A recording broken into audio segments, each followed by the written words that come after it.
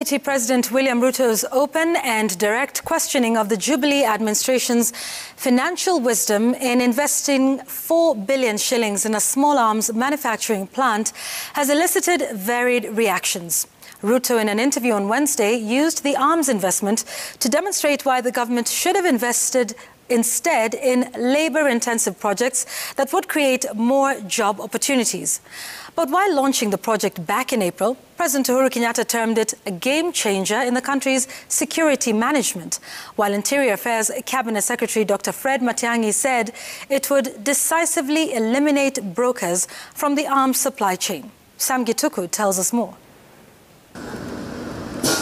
The 4 billion shilling small arms factory launched in Ruiri by President Uhuru Kenyatta 4 months ago became the first Jubilee administration's mega project whose economic sense was questioned by Deputy President William Ruto as he pushed for his bottom-up economic model. Kama tungeweka investment hiyo 4 billion, tungeweka katika manufacturing, katika informal sector, tungetengeneza nafasi 20,000 za kazi. How many? 20,000. Saa hii tuko na watu wanafanya kazi 100. His criticism of the project confirming his deteriorating relationship with President Kenyatta and his status as an outsider in the government he helped establish after the 2013 and 2017 general elections. On the 8th of April 2021, an upbeat President Kenyatta took a tour of a facility of its kind, mingling with officials and workers at a factory meant to revolutionize the country's standing with security weaponry. The small arms factory at the moment targeting to produce 12,000 units of CMZ-4 assault rifle, a Kenyan rifle of 45 by 5.56mm caliber. The government citing the erratic nature of the international weapons trade that compromises Kenya's interests. This, ladies and gentlemen, is a game changer. Since our independence, Kenya has largely relied on imports for our firearms requirements, with only the Kenya Ordnance Factory providing a minimal domestic capacity. The arms supply business is one of the most lucrative and sought after by business persons and brokers. The arms plant in Ruiri, Kiambu County was established through use of local expertise and, according to the president, saved the taxpayer at least 11 billion shillings, an initial quote of 15 billion shillings slashed to 4 billion shillings. Briefcase carriers who move around, sometimes even in Arambe House, looking for tenders to supply guns, tenders to supply equipment.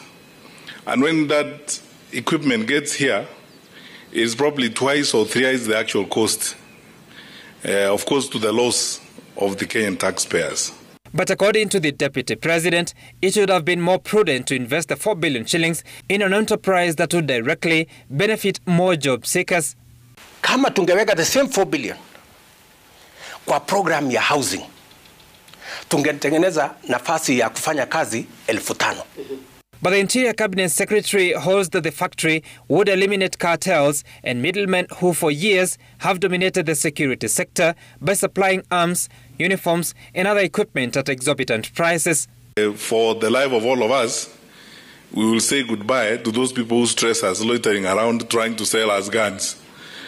And the time we save by acquiring them here and organizing ourselves and protecting our country.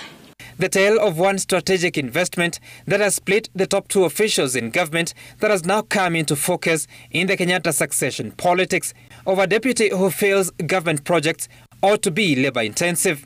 Unahitaji kubadilisha sera, ujue kama uko na pesa kiasi fulani, utaegeza mahali gani ambaye itakupatia nafasi kubwa aidha ya kutengeneza kazi ama ya kutengeneza biashara. By venturing into arms production, Kenya seeks to enhance self-reliance, domestic innovation, and the strengthening of local manufacturing capabilities, while at the same time, which I am most happy about, offering decent jobs for our youths.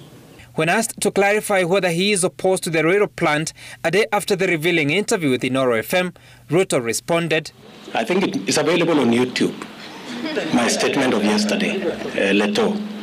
And if you listen to what I said, it is not what you are saying.